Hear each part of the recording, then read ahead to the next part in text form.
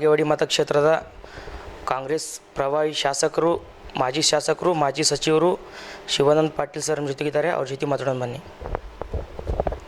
ಹೇಳಿ ಸರ್. ನೀವು ಎಷ್ಟು ಬಾರಿ ಮತಕ್ಷೇತ್ರದಿಂದ ಆರಿಸಿ ಬಂದಿರಿ? ಇದು ನನ್ನ 5ನೇ ಚುನಾವಣೆ. ಇದು ಬರೋದು 5ನೇದು. ಈಗ ಆಲ್ರೆಡಿ 4 ಚುನಾವಣೆಯನ್ನು ಬಸವನ ಬಾಗೇವಾಡಿ ಕ್ಷೇತ್ರದಿಂದ ನಾನು ಎದುರಿಸಿದ್ದೀನಿ. 4ರಲ್ಲಿ 3 ಬಾರಿ ನಾನು ಗೆದ್ದಿದ್ದೀನಿ, 1 ಸರ್ತಿ ಪರಾಭವಗೊಂಡಿದ್ದೀನಿ. ಮತ್ತು 2018ರ ಚುನಾವಣೆದಾಗ ಎಷ್ಟು ಮತಗಳ ಅಂತಂದು ಆರಿಸಿ ಬಂದಿರಿ? 3000 ಚಿಲ್ಲರೆ ಇದೆ ಅದು. ಅದರ ಹಿಂದೆ 2013ರಲ್ಲಿ 24,000 ಚಿಲ್ಲರೆ ಮೇಲೆ ಬಂದಿದೆ. ಈಗ ದೇವ್ರಪುರಿಗೆ ಬಾಗೇವಾಡಿ ಮತಕ್ಷೇತ್ರದಲ್ಲಿ ಏನೆಲ್ಲ ಕೆಲಸಗಳಾಗ್ಯಾವ ಸರ್ 18ರಲ್ಲಿ? ಬಸವನ ಬಾಗೇವಾಡಿಗೆ ಕೆಲಸ 2004ರಿಂದನೇ ಪ್ರಾರಂಭ ಆಗಿದಾವೆ. 18 ಅಂಥೇಳಿ ಕೌಂಟ್ ಆಗೋದಿಲ್ಲ. 2004ರಲ್ಲಿ ಪ್ರಥಮ ಬಾರಿಗೆ ಬಸವನ ಬಾಗೇವಾಡಿಯಲ್ಲಿ ಮುಳುವಾಡಿ ಎತ್ ನೀರಾವರಿ ಅಂತಕ್ಕಂಥ ಒಂದು ಸ್ಕೀಮ್ನಲ್ಲಿರ್ತಕ್ಕಂಥ ಯೋಜನೆ ಬಿಜಾಪುರ ಜಿಲ್ಲೆಯದ್ದು ಬಿಟ್ಟು ಹೋಗಿತ್ತು. ಅದಕ್ಕೆ 72,000 ಹೆಕ್ಟರ್ ನೀರಾವರಿ ಮಾಡಬೇಕಾದಂಥ ಯೋಜನೆ ಕೈ ಬಿಟ್ಟು ಹೋಗಿತ್ತು. ಅದನ್ನು ಪೂರ್ತಿ ಮಾಡಿ, ಅಂದರೆ 0 to 10 ಕಾಲುವೆ ಒಂದು ಕೋರ್ಟ್ನಲ್ಲಿ ವ್ಯಾಜ್ಯ ಇತ್ತು. ಮುಂದೆ 60 ಕಿಲೋಮೀಟರ್ ಕಾಲುವೆ ಹಡ್ಡಿ ಸುಮ್ಮನೆ ಹಾಳು ಮಾಡಿದರು. ಈ ಕಡೆ ಪೂರ್ವ ಕಾಲಿನಲ್ಲಿ 35 ಕಿಲೋಮೀಟರ್ ಹಡ್ಡಿ ಅದು ಹಾಗೇ ಇತ್ತು. ಆದರೆ ನೀರೇ ಬರ್ತಿರಲಿಲ್ಲ. ಇಷ್ಟು ದುಡ್ಡು ಹಾಳು ಮಾಡಿ ಹಾಗೇ ನಿಂತಿರ್ತಕ್ಕಂಥ ಯೋಜನೆ ಒಂದು ಬಹುದಿನಗಳ ನಮ್ಮ ಜಿಲ್ಲೆಯ ಜನರ ಕನಸಾಗಿತ್ತು. ಮುಳುವಾಡಿ ಎತ್ ನೀರಾವರಿ ದಿವಂಗತ ರಾಮಕೃಷ್ಣ ಹೆಗಡೆ ಅವರು ಅಡಿಗಲ್ಲಿ ಹಾಕಿದರು. ಆದರೆ ದುರ್ದೈವಶ ಅದು ಪ್ರಾರಂಭನೇ ಆಗಿರಲಿಲ್ಲ. ಅಂದರೆ ಪ್ರಾರಂಭ ಆಗಿದ್ದು ಕೂಡ ಅಲ್ಲೇ. ಈಗ ಇಂಟೇಕ್ ವೆಲ್ಲು ಜಾಕ್ ವೆಲ್ಲು ಅರ್ಧಕ್ಕೆ ನಿಂತಿದ್ದು, ಯಾವುದು ಬಳುತ್ತಿದ್ದು. ಮುಂದೆ ಹಣಮಾಪುರ ಇಂಟೇಕ್ ವೆಲ್ಲು ಜಾಕಲ್ಲು ಅದು ಅರ್ಧಕ್ಕೆ ನಿಂತಿತ್ತು. ಇವೆರಡರ ಮಧ್ಯೆ ಲೀಡ್ ಆಫ್ ಕೆನಾಲ್ ಅಂತೇಳಿ ಒಂದು 4 ಕಿಲೋಮೀಟರ್ ಕೆನಾಲು ರಾಂಗ್ ಡಿಸೈನ್ ಮಾಡಿ ಹಾಗೆ ಇಟ್ಟಿದ್ರು. ಅದನ್ನು ಪುನರ್ ನಿರ್ಮಾಣ ಮಾಡಿ ಬಳುತಿ ಜಾಕ್ವೆಲ್ನಲ್ಲಿ ಮೋಟ್ರ್ಗಳು ಅಳವಡಿಸಿರಲಿಲ್ಲ, ಸ್ಟೇಷನ್ಗಳು ಪ್ರಾರಂಭ ಆಗಿರಲಿಲ್ಲ. ಅವೆಲ್ಲ ಪೂರ್ತಿ ಮಾಡಿ 2006 ಜನವರಿ 26ಕ್ಕೆ 72,000 ಹೆಕ್ಟರ್ ನೀರಾವರಿ ಮಾಡಿದ್ವಿ. ಆ ನೀರು ಬಬಲೇಶ್ವರ ಕ್ಷೇತ್ರಕ್ಕೂ ಹೋಯಿತು ಮತ್ತು ಬಸವನ ಬಾಗೇವಾಡಿ ತಾಲೂಕಿಗೂ ಸಿಕ್ತು. ಇದು ಮೊದಲನೇ ಅಚೀವ್ಮೆಂಟು. ಕೋಲಾರ ಬ್ರಿಡ್ಜು ಇವರು ಅಡಿಗಲ್ಲು ಹಾಕಿದ್ರು, ಹೋರಾಟ ಮಾಡಿದ್ರು, ಅದು ಮಾತು ಬೇರೆ. ಆದರೆ 16 ಪಿಲ್ಲರ್ ಬಿಟ್ಟರೆ ಏನೂ ನಿಂತಿರಲಿಲ್ಲ. ಪೂರ್ತಿ ಬ್ರಿಡ್ಜನ್ನು ಮಾಡಿ ಬಾಗಲಕೋಟೆ ಬಿಜಾಪುರಕ್ಕೆ ಸಂಪರ್ಕ ಕಲ್ಪಿಸಿದ್ವಿ. ಇವು 2 ಮೇಜರ್ ವರ್ಕು 2004ರಲ್ಲಿ ಅದು. ಪುನಃ ಅದೇ ವರ್ಷದಲ್ಲಿ ಮನುಗುಳಿ ಬಿಜ್ಜಲ್ಡ್ ರಸ್ತೆ ಅಂಥೇಳಿ ಅದಕ್ಕೆ 220 ಕೋಟಿ ಪ್ರಾಜೆಕ್ಟ್ ಅದು ಮಂಜೂರು ಮಾಡಿಸಿದ್ವಿ. ಟೆಂಡರ್ ಮಾಡಿಸ್ಬೇಕು ಅನ್ನೋದರಲ್ಲಿ ಸರ್ಕಾರದ ಅವಧಿ ಮುಗೀತು 2008ರಲ್ಲಿ. ಬಂದಂಥ ಶಾಸಕರು ಅದನ್ನು ಫಾಲೋ ಅಪ್ ಮಾಡಲಿಲ್ಲ. 2013ವರೆಗೆ ಟೇಕ್ ಆಫೇ ಆಗಲಿಲ್ಲ ಆ ಯೋಜನೆ. ಅದು 300 ಕೋಟಿಗೆ ಹೊರಟೋಯ್ತು. ಪುನಃ 2013ಕ್ಕೆ ನಾನು ಬಂದು 16-17ರಲ್ಲಿ ಆ ರಸ್ತೆ ಇವತ್ತು ಕಂಪ್ಲೀಟ್ ಮಾಡಿ ಬಾಗೇವಾಡಿಯಿಂದ ನೀವು ಬಿಜ್ಜಳವರೆಗೆ ಹೋಗ್ಬೋದು. ಸರಿ, 2023 ಚುನಾವಣೆದಲ್ಲಿ ಈ ಚುನಾವಣೆಯಲ್ಲಿ ಎಷ್ಟು ಮತಗಳನ್ನು ಆರಿಸಿಬೋದು? ಅದು ಜನರ ಕೈಯಲ್ಲಿದೆ, ನಾನು ಹೇಳೋಕ್ಕಾಗೋದಿಲ್ಲ. ನಿಮ್ಮ ನಿರೀಕ್ಷೆ? ಜನ ನೋಡಿ ಹೇಳ್ತಾರೆ, ನಾವು 30,000ನಿಂದ ಗೆಲ್ಲಿಸ್ತೀವಿ, 25,000ನಿಂದ ಗೆಲ್ಲಿಸ್ತೀವಿ ಅಂಥೇಳಿ. ನಾನು ಒಂದು ಹೋಟ್ಲಿಗೆ ಗೆದ್ದರೂ ಗೆದ್ದಂಗೆ. ಈಗ ಬಾಗೇವಾಡಿ ಮತಕ್ಷೇತ್ರದಲ್ಲಿ ಶಿವಾನಂದ ಪಾಟೀಲ್ ಅವರು ಇನ್ನೊಂದು ಸಲ ಬೇಕಂತ ಜನರು ಅಂತಿದ್ದಾರೆ, ಅದ್ರ ಬಗ್ಗೆ ಏನು ಹೇಳ್ತೀರಿ?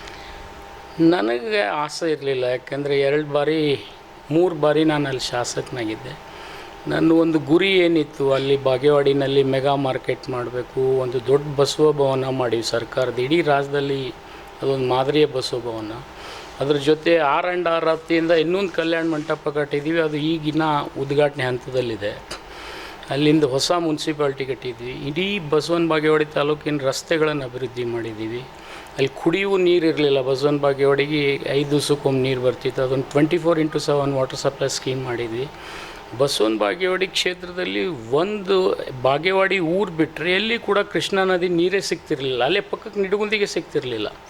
ಆದರೆ ನಿಡಗುಂದಿ, ಕೋಲಾರ ಹಿಡ್ಕೊಂಡು ಇಡೀ ಬಸವನ ಬಾಗೇವಾಡಿ ತಾಲೂಕಿನ ಎಲ್ಲ ಮಲ್ಟಿವಿಲೇಜ್ ಸ್ಕೀಮು 5 ಮಲ್ಟಿವಿಲೇಜ್ ಸ್ಕೀಮ್ ಮಾಡಿದ್ದೀವಿ. ಇಂಗ್ಲೇಶ್ವರ ಆ್ಯಂಡ್ ಬೋವಳ್ಳಿ, ಅದು ಆ ಕಡೆ ಹೂವಿನಿಪರಿಗೂ ಕೂಡ ಸಹಾಯ ಆಗ್ತದೆ. ಅಲ್ಲಿ ಒಂದು 20-22 ಹಳ್ಳಿ ನೀರು ಕುಡಿತಾವೆ ಅದರಿಂದ. ಅದು ನಾನೇ ಮಾಡಿದ್ದು. ಮನುಗುಳಿ ಮತ್ತು ಬೋವಳ್ಳಿ, ಕೋಲಾರ ಮತ್ತು ಬೋವಳ್ಳಿ, ನಿಡುಗುಂದಿ ಮತ್ತು ಬೋವಳ್ಳಿ ಈ ಎಲ್ಲ ಕುಡಿಯುವ ನೀರು ಯೋಜನೆಗಳನ್ನು ಮಾಡಿ ಇಡೀ ಬಸವನ ಬಾಗೇವಾಡಿ ಟ್ಯಾಂಕರ್ ಮುಕ್ತ ನೀರು ಕುಡಿಯುವ ನೀರಿನ ಯೋಜನೆ ಅಡಿಯಲ್ಲಿದೆ ಇವತ್ತು. ಇಡೀ ಜಿಲ್ಲೆಯಲ್ಲಿ ಅಲ್ಲಿ ಇಲ್ಲಿ ಎಲ್ಲ ಟ್ಯಾಂಕರ್ ಹಚ್ಚಿ ಬೇಸಿಗೆಯಲ್ಲಿ ನೀರು ಕೊಡ್ತಾರೆ. ಅದು ನನ್ನ ಕ್ಷೇತ್ರದಲ್ಲಿ ತಾಯಂದ್ರೆ ಯಾರೂ ಕೂಡ ಹಿಡ್ಕೊಂಡು ಅಡ್ಡಾಡ್ತಕ್ಕಂಥ ಅನಿವಾರ್ಯತೆ ಇಲ್ಲ. ಇದಿಷ್ಟು ಬಾಗೇವಾಡಿ ಶಾಸಕ ಶಿವಾನಂದ ಪಾಟೀಲ್ ಮಾತಾಡಿದ್ದು. ಈಗ ಮುಂದಿನ ಮತದಾರರಿಗೆ ಏನು ಹೇಳ್ತಾರೆ ಕೇಳೋಣ. ಮತದಾರರಿಗೆ ಏನು ಸರ್ ಚುನಾವಣೆ? ಅಲ್ಲಿ ಬಾಗೇವಾಡಿ ಮತಕ್ಷೇತ್ರದಲ್ಲಿ ಪಕ್ಷ ಇಲ್ಲ, ಜಾತಿ ಇದೆ ಸ್ವಲ್ಪ ಮಟ್ಟದಲ್ಲಿ. ವ್ಯಕ್ತಿಗಳ ಕ್ಲಚಸ್ನಲ್ಲಿ ವೋಟರ್ಸ್ ಇದ್ದಾರೆ. ಅಲ್ಲಿ ಪ್ರಜಾಪ್ರಭುತ್ವಕ್ಕೆ ನೆಲೀಲಿಕ್ಕೆ ಜನ ಬಿಟ್ಟಿಲ್ಲ ಅಲ್ಲಿ. ಯಾಕೆಂದರೆ ಉದಾಹರಣೆಗೆ ನಿಮ್ಗೆ ದೇವರಾಜರು ಮುಖ್ಯಮಂತ್ರಿ ಇದ್ದರು, ಮನಗುಳಿ ಪಟ್ಟಣ ಒಳಗೆ ಬಿಡಲಿಲ್ಲ ಅವ್ರನ್ನ. ಇಂಥ ಆರ್ಥೋಡಾಕ್ಸ್ ಜನ ಇದ್ದಾರೆ ಅಲ್ಲಿ. ಸೊ ಕೋಲಾರದಲ್ಲಿ ಒಂದು ಥರದ ರಾಜಕಾರಣ, ಮನಗುಳಿಯಲ್ಲಿ ಒಂದು ಥರದ ರಾಜಕಾರಣ, ಇಡೀ ಬಸವನ ಬಾಗೇವಾಡಿಯಲ್ಲಿ ಇನ್ನೊಂದು ಥರದ ರಾಜಕಾರಣ. ಇವೆಲ್ಲ ಮೆಟ್ ನಿಂತು ಜನ ಪ್ರಜಾಪ್ರಭುತ್ವದ ಆಸೆಯಂತೆ ನುಡಿಬೇಕು, ನಡಿಬೇಕು ಅನ್ನೋದು ನನ್ನ ಆಸೆ. ಆ ದಿಶೆಯಲ್ಲಿ ಅವರನ್ನು ಪರಿವರ್ತನೆ ಮಾಡ್ತಕ್ಕಂಥ ಪ್ರಯತ್ನ ನಾನು ಮಾಡಿದ್ದೀನಿ.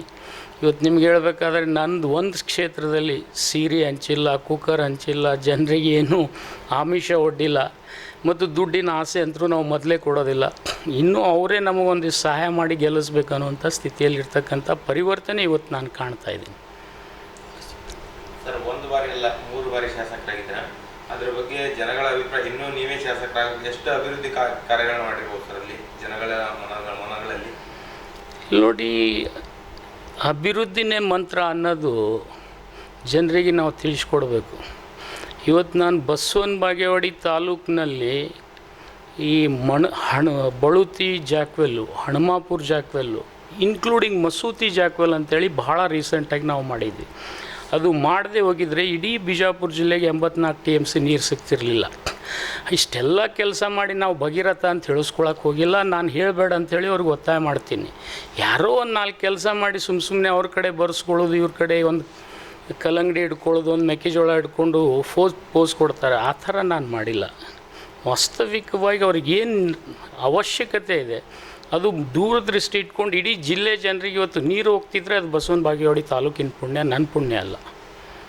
ಸರ್, 1 ಬಾರಿ ಶಾಸಕ ಆಗೋದಲ್ಲದೆ ಅಲ್ಲ 3 ಬಾರಿ ಶಾಸಕರಾಗಿದ್ದೀರ. ಜನಗಳ ಮನಗಳ ಗೆದ್ದೆ ನೀವು ಇನ್ನೂ ಶಾಸಕರಾಗ್ತೀರ ಅನ್ನೋ ಜನಗಳ ಅಭಿಪ್ರಾಯ ಇದೆ ಸರ್. ಅವ್ರಿಗೆ ನಾನು ಕೃತಜ್ಞಿದ್ದೀನಿ. ಅವ್ರು ಎಲ್ಲಿವರೆಗೆ ನನಗೆ ಇಟ್ಕೋಬೇಕಂತಾರೆ ಅಲ್ಲಿವರೆಗೆ ಇರ್ತೀನಿ. ಅವ್ರು ಯಾವತ್ತು ಬ್ಯಾಡ್ ಅಂತಾರೆ ನಾನೇ ವಾಲಂಟಿಯರ್ಲಿ ಬಿಟ್ಟು ಬೇರೆ ಕ್ಷೇತ್ರಕ್ಕೆ ಹೋಗ್ತೀನಿ. ನನಗೆ ಬೇರೆ ಕ್ಷೇತ್ರಗಳು ಕೂಡ ಭಾಳ ನಿಕಟವಾದಂಥ ಕ್ಷೇತ್ರಗಳು. ಉದಾಹರಣೆಗೆ ನಾನು ಬಿಜಾಪುರ ನಗರಸಭೆ ಅಧ್ಯಕ್ಷ ಇದ್ದೆ. ಭಾಳ ಸಣ್ಣ ವಯಸ್ಸಿನಲ್ಲಿ 92ರಲ್ಲಿ ಅಧ್ಯಕ್ಷ ಇದ್ದೆ ನಾನು.